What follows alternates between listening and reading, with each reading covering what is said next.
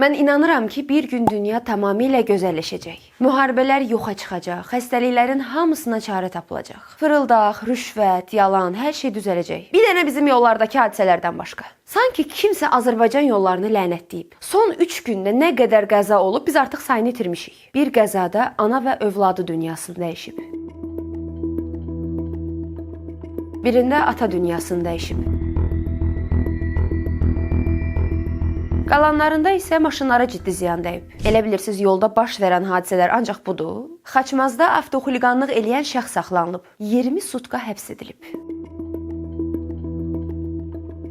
Bax, gəlin bu hadisəni təhlil eləyək. Deməli, maşını sürətlə sürürsən. Anında əyləcədən istifadə edib sükanı döndərirsən. Maşın 180 dərəcə dönür, biraz sürüşür, dayanır. Bu mənası nədir?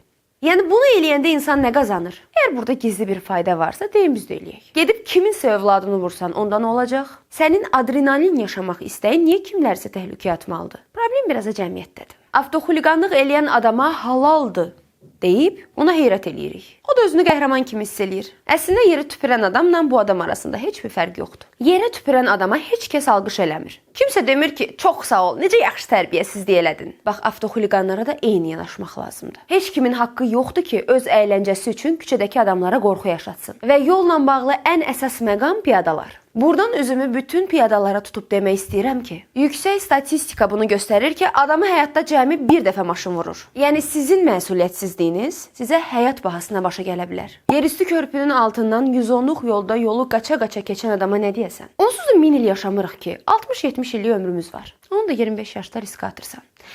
Dərdsizəyə başdan ayağa. Yolu düz keçmək nə boyda təlim tələb eləyər axı? Çöldə də 25 dərəcə isti var. Hələ sabahda 27 deyiblər. Bəzi çimərliklərin qarşısında oturub pul yığan adamlar havaya baxıb köks ötürür. Bir əcəb qanunsuz pul yığmalı havada.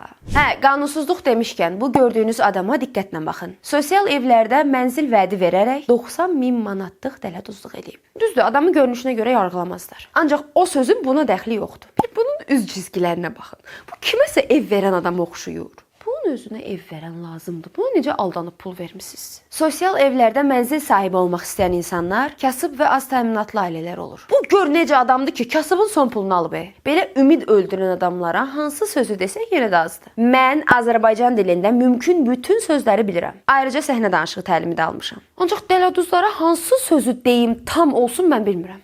Bunları ifadə eləyə biləcək hər hansı pis söz adamın ürəyini soyutmur. Özünüz fikirləşin də, qəpi-qəpi pul yığırsınız ki, ev alasınız. Kimsə gəlir, sizi alladır, o pul da qoyur cibinə, gedir öz üçün xərcləyir. Hə, onu da əlavə eləyim ki, bu sir sifəti aldanan adamda da günah var. 900 manatı bir yerdə görməmiş adama 90.000 manat pul vermisiniz. Məni zaman yox, bu xəbərlər qocaldacaq.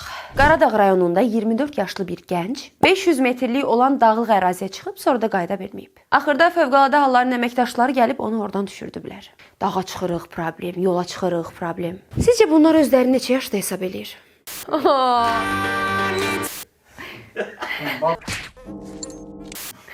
Karnımın qırıltısı bura düşür. Bax, avtoxuliqanlara da eyni yanaşmaq lazımdır.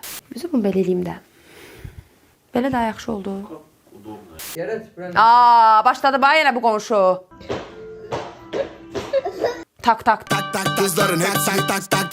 Ay mən bugün də bir şey danışıram. Aferin. Piyadalara What's the purpose of visit? Buradan üzümü geldiler. Buradan üzümü bütün piyadalara tutub tüpürdüm. Əslində yeri tüpürən adamla bu adam arasında heç bir fərq yoxdur. Udobno, yani bir adam istiyor. Yəni sizin məsuliyyətsizliyiniz sizin həyatınız bahasmış. Ha? Həyat başı Burada danışmağa. Koymur. Buna necə aldanıb pul? Soğuk.